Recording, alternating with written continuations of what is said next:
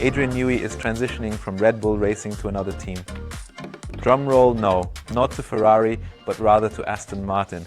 Why and what else is behind this transition, you will discover in this video. Motorsport-Magazin.com friends and F1 fans. Yes, the big surprise, it really wasn't anymore, as Aston Martin had already announced a few days ago that today, on this Tuesday, they would hold a press conference and there would be significant news to announce.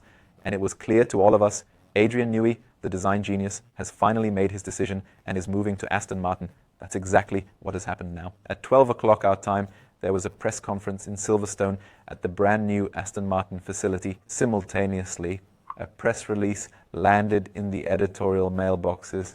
And we also learned what Adrian Newey's official title will be, Managing Technical Partner. So in Formula One, they are very creative when it comes to titles. Why it had to be this way, we will also discuss in this video. That's one aspect. The other is that Adrian Newey will not only be involved on the technical side, but also on the financial side, as he will be a shareholder of the Aston Martin Formula One team. Important to note, shareholder of the Aston Martin Formula One team, not of Aston Martin Lagonda, the car manufacturer. Some Formula One greats have already financially burned their fingers there. Indeed, the press conference was quite a significant event, featuring Lawrence Stroll, both of the drivers, and Adrian Newey. You could clearly observe its importance as it was showcased there, as usually only drivers are presented. The 65-year-old has already achieved quite a bit. Some say he is the best designer in the history of Formula One, having already accumulated 25 titles, so to speak, driver and team or constructor titles. Lawrence Stroll said it is the most exciting moment or the most exciting news for Aston Martin in history, maybe even for Formula One in general. And that is, of course, an important milestone for Lawrence Stroll's project, because they were able to prevail against Ferrari and they managed to attract Adrian Newey. That it's not a bargain, one might actually think. But Lawrence Stroll said, no, it is a bargain because of what he brings to the team. He's not even that expensive. The BBC, the British colleagues, claim to have learned that Adrian Newey earns up to 30 million per year with bonuses. The contract is supposed to last for 5 years, so that's a decent sum that Adrian Newey is having transferred to his account. It certainly wasn't the money that made Adrian Newey leave Red Bull Racing, and Red Bull Racing and Adrian Newey, that was of course a huge success story.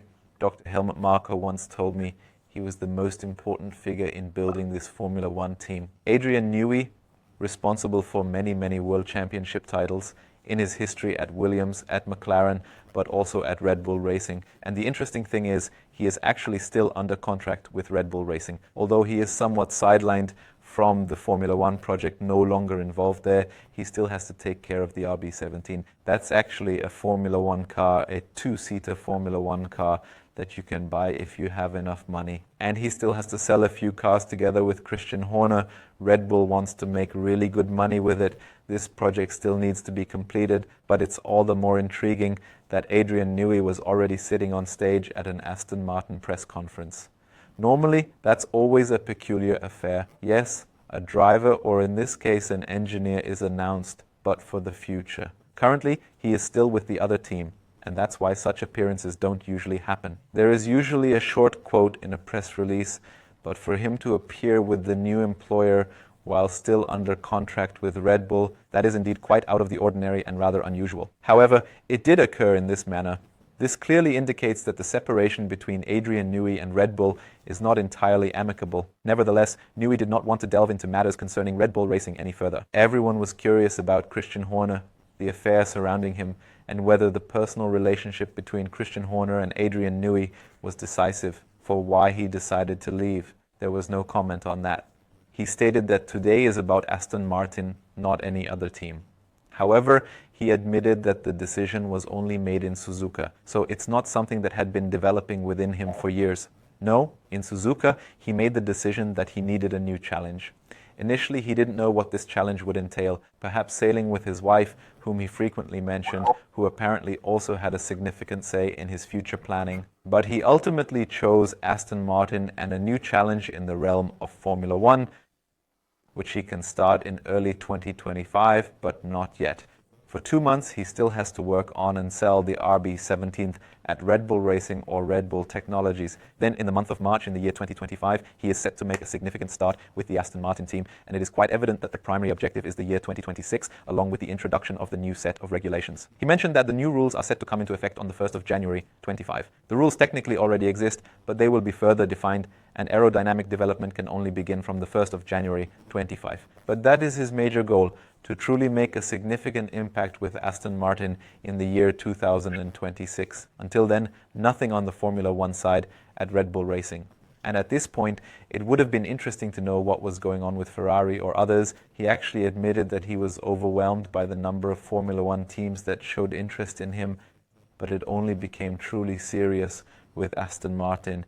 For us, this is now the perfect transition to the print magazine. Why? We had a conversation with Adrian Newey's successor at Red Bull Racing, Pierre Vache, in an exclusive interview that you can read there.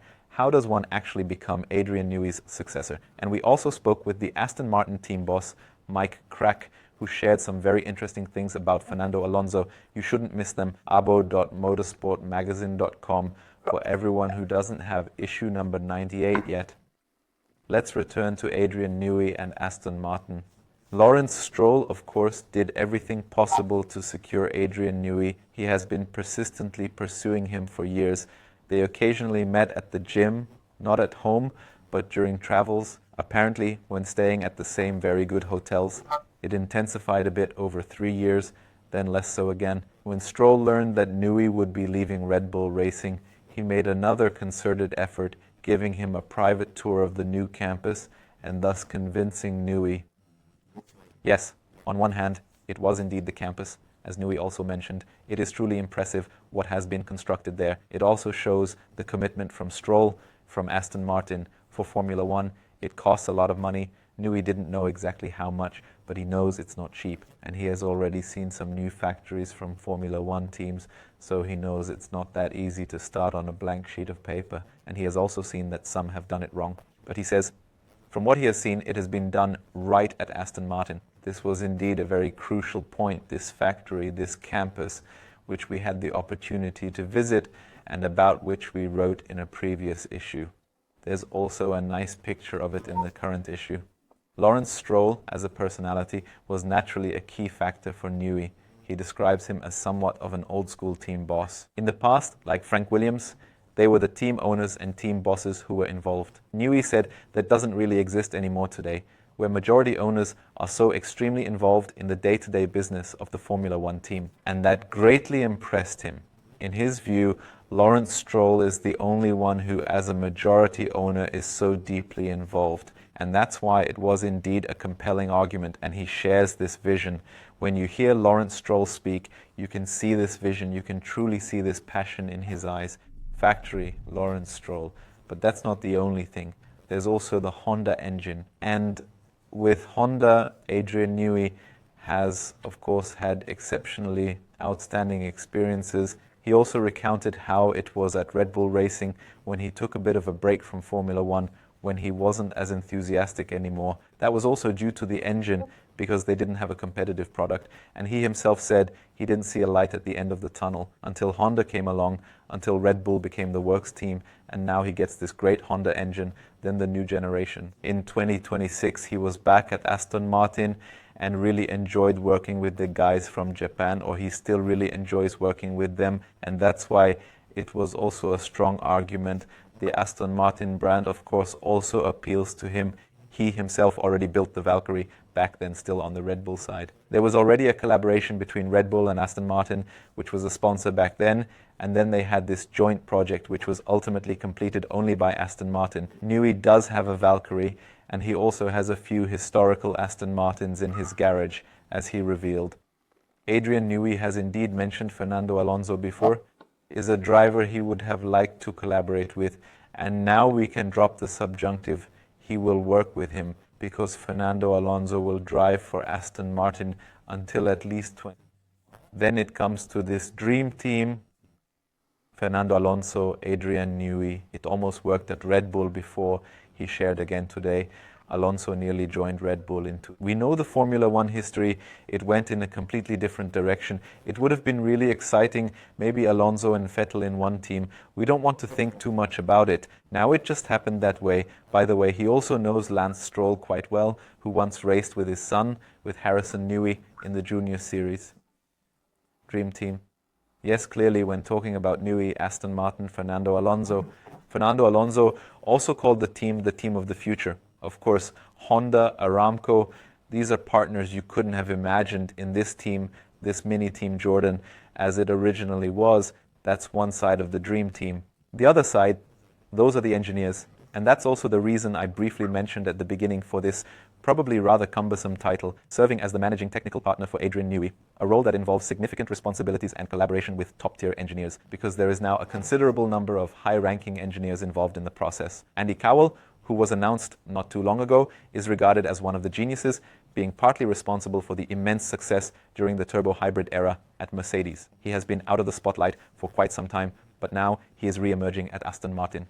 He will succeed Martin Whitmarsh, who is indeed a very prominent figure. So this is already a very intriguing personnel decision. Recently, they also announced the transition of Enrico Cadile. The chief of chassis at Ferrari is making a move to Aston Martin. This list is far from over. Then we also have an executive director technical, Bob Bell. He already has experience with top teams at Mercedes, and most recently he was at Alpine or Renault, so high-ranking engineers. Dan Fellows, who is almost a long-standing member at Aston Martin, but he also recently transitioned from Red Bull Racing. Eric Blandon, the former chief of aerodynamics at Mercedes. So you can see it's quite astonishing. They have assembled a true star ensemble on the technical side at Aston Martin, and that's a very interesting story. On the one hand, you always have to come up with new titles, but I think they can manage that somehow. Mike Crack, the team boss, recently said, well, we're not yet at the point where we have 7 technical directors like a Formula One team once had, but they are actually not far from reaching that point. And that makes it intriguing. On one hand, how can they even afford it? Yes, Lawrence Stroll, he has a relatively large chest that he can open, but it's not so easy to spend money in Formula One anymore, because there is the budget cap and there are exceptions. Clearly, Adrian Newey will definitely be one of the 3 exceptions. Drivers are also an exception, but besides them, the 3 highest paid employees are not included in the budget cap. However, if you have 3 exceptions and Newey is added, then someone else will have to be included in the budget cap. And when you hear these names, it becomes quite expensive, and the competition also wonders how Aston Martin can afford it. The explanation might possibly be that it's not solely about financial resources, but rather also involves shares, as has now been officially announced in the case of Adrian Newey, and that situation is somewhat peculiar. That doesn't really count towards the cap. There will certainly be a need for clarification on this matter. But the question is whether this structure, as I have just read it out with these high-profile individuals, will remain the same after the arrival of Adrian Newey. It is possible that he might also bring along his own team members from Red Bull, assuming that such an arrangement is feasible. There is a chance that individuals were hired earlier without the awareness that Adrian Newey would indeed be joining the team. That's why I'm curious to see if they will really keep so many high-caliber people. Newey, however, has a role that didn't exist in this form before and probably can't easily exist in Formula One because he is the genius. He fully understands the car.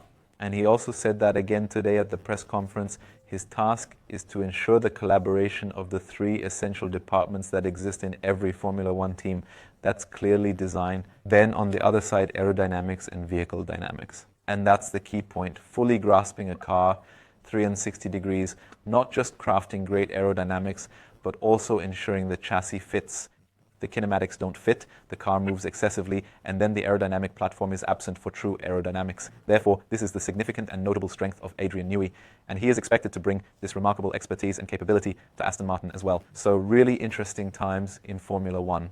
Silly season, not only in the driver market, but also among the engineers. Currently, the key figure, just briefly, the pivotal figure in the driver market was Carlos Sainz for a significant period. Initially, it all began with Lewis Hamilton. So these are indeed the scales we're discussing. It's already quite similar to a Hamilton-style transfer when Adrian Newey decides to join a different team. To be completely honest, we did not succeed in acquiring Adrian Newey. Naturally, we would have been very pleased to have had him on board. We certainly would have spectacular titles found for him. Feel free to write in the comments what title Adrian Newey would have with us at Motorsport-Magazin. And while you're at it, take a look as well. Maybe there's a great title for you too. jobs.motorsportmagazine.com. We are looking for reinforcement at our location here in Graz, both in the editorial team and on the video side. Maybe you love editing videos, so definitely take a look and perhaps you might become the next Newey here at Motorsport Magazine.